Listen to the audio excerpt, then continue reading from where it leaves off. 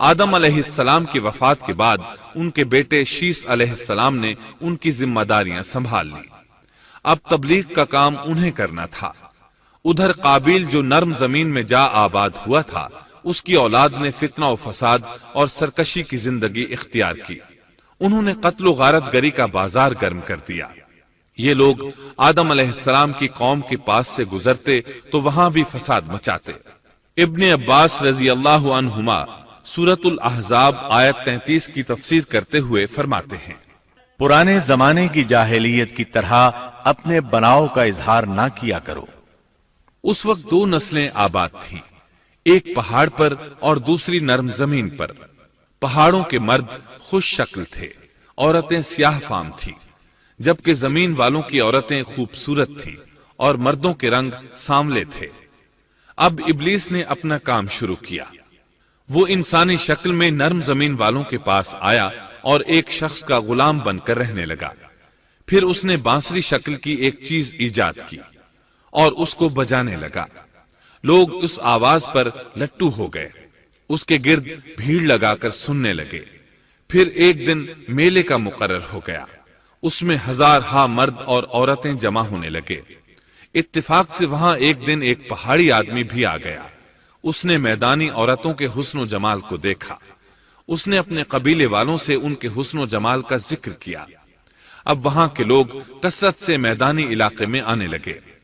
اس طرح آہستہ آہستہ مردوں اور عورتوں میں اختلاط بڑھا، بدکاری اور زناکاری عام ہوئی، جبکہ یہ سب کام شیس علیہ السلام کی شریعت میں حرام تھے۔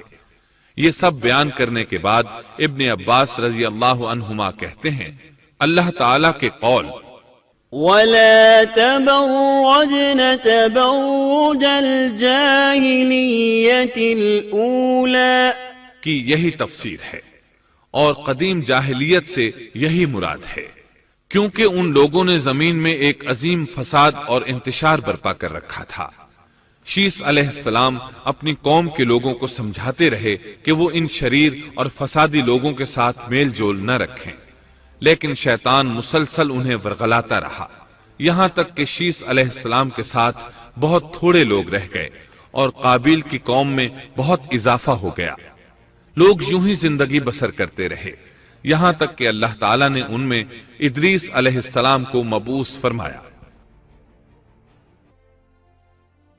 اس بار ہم آپ کے لیے پیش کر رہے ہیں قصص الانبیاء۔ انسان کی فطرت میں کہانی یا قصص سے دلچسپی روز اول ہی سے پائی جاتی ہے۔ قصص کا لفظ عام طور پر کہانی یا داستان کے لیے استعمال ہوتا ہے، لیکن قرآن مجید میں انبیاء کے جو قصے بیان کیے گئے ہیں ان کی غرض و غایت کچھ اور ہی ہے۔ اللہ تعالیٰ نے انسانیت کا آغاز فرماتے ہی انبیاء کا سلسلہ شروع فرمایا۔ انبیاء اور رسول پے در پے آتے رہے۔ کہا جاتا ہے کہ رسولوں کی تعداد 300 سے زائد ہے اور انبیاء کی تعداد 1,24,000 سے زائد ہے۔ گویا اللہ تعالیٰ نے بنی نوع انسان کو سیدھا راستہ دکھانے کے لیے اتنی بڑی تعداد میں انبیاء اور رسول مبعوث فرمائے۔ قرآن کریم کے بیان کردہ قصص حقیقت پر مبنی ہیں، اس لیے دوسرے تمام قصص اور واقعات سے امتیازی حیثیت رکھتے ہیں۔ ان کا تعلق خیالات اور ذہنوں سے گھڑی ہوئی باتوں سے نہیں، بلکہ وہ زمین پر واقع ہو چکے۔ انسانوں نے اپنی زندگی کے مختلف ادوار میں ان کا مشاہدہ کیا، اور پھر یہ واقعات اس لحاظ سے بھی منفرد ہیں کہ عبرت کا باعث ہیں۔ قرآن کریم کے یہ قصص لطف اندوز ہونے کے لیے ہرگز نہیں سنائے گئے، بلکہ ان سے تو بنی نوع انسان کو سیدھا راستہ دکھانا مقصود ہے۔ یہ مقصد تھا کہ انسانیت عبرت پکڑے، روز جزا کے بارے میں آنکھیں کھول لے، ان واقعات کو سن کر اور پڑھ کر اپنا راستہ منتخب کر لے۔ گزشتہ انبیاء کی امتیں جو بھیانک جرائم کرتی رہی ہیں ان سے اپنا دامن بچا لے۔ اسی لیے انبیاء کے حالات سے واقفیت از حد ضروری ہے۔ جب تک ہم انبیاء کے واقعات سے روشناس نہیں ہو جاتے اس وقت تک قرآن مجید تک مکمل رسائی حاصل نہیں کر سکتے۔ کتنی بار سیدنا آدم علیہ السلام کا قصہ بیان ہوا، کتنی مرتبہ نوح علیہ السلام کا تذکرہ ہوا، اسی طرح موسیٰ علیہ السلام اور بنی اسرائیل کا ذکر آیا، فرعون کا واقعہ بیان ہوا۔ موسیٰ علیہ السلام اور فرعون کا ذکر تو قریب قریب 70 مقامات پر آیا ہے اور مسلسل قصہ بیان ہوتا رہتا ہے۔ کتنی سورتوں کا نام انبیاء کے ناموں سے منسوب ہے، لہذا جو شخص ان قصص سے لا علم ہے وہ قرآن کے ایک بڑے حصے سے محروم ہے۔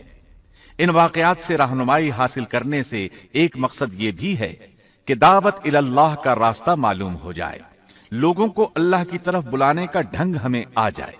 اللہ کرے ہم بھی ان لوگوں میں شامل ہو جائیں جو اللہ کی طرف دعوت دیتے ہیں، ہم بھی نیکی کا حکم کرنے اور برائی سے روکنے والے بن جائیں۔ امر بالمعروف اور نہی عن المنکر کے صحیح راستے پر چلنا اس وقت تک ممکن نہیں جب تک کہ ہمارے سامنے کوئی ایسا نمونہ موجود نہ ہو جس کے مطابق ہم اپنے آپ کو چلا سکیں۔ اور صاف ظاہر ہے سب سے عظیم اور بے مثال نمونہ نبی اکرم صلی اللہ علیہ وسلم کی مبارک شخصیت ہے، جیسا کہ اللہ تعالیٰ فرماتے ہیں یقیناً تمہارے لیے رسول اللہ کی زندگی بہترین نمونہ ہے۔ رسول اکرم صلی اللہ علیہ وسلم کے بعد سب سے نمایاں مثال اور نمونہ باقی تمام انبیاء کرام ہیں، پھر صحابہ کرام اور صالح لوگ بھی نمونہ ہیں۔ انبیاء کرام کے واقعات قرآن کریم کے ذریعے ہم تک پہنچے ہیں، اسی طرح نبی کریم صلی اللہ علیہ وسلم کی سیرت مبارکہ اور آپ کی احادیث مبارکہ سے بھی ہمیں ان کے حالات اور واقعات معلوم ہوئے ہیں۔